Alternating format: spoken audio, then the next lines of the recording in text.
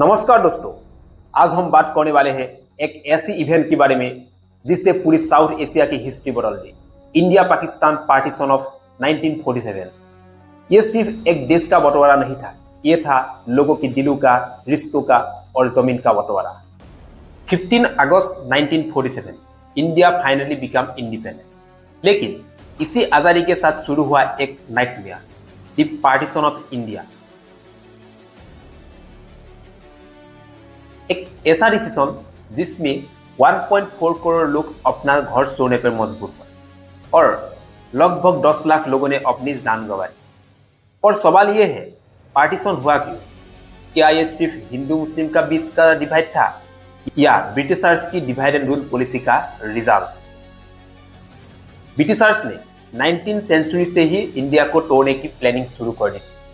उन्हें पता था अगर हिंदूस और मुस्लिम एक साथ हो गए तो उनका राज खत्म हो जाएगा। 1905 में बंगाल पार्टीशन हुआ।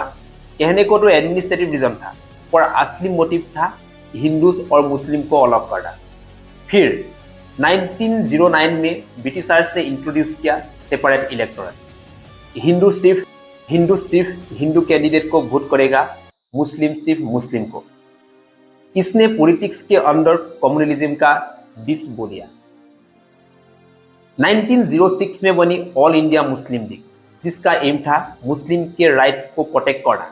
लेकिन बाद में मोहम्मद अली जिन्ना ने इसे एक पॉलिटिकल वेपन बना दिया। पर अजीब बात यह है कि जिन्ना एक टाइम पे ambassador of Hindu Muslim unity कहलाते थे।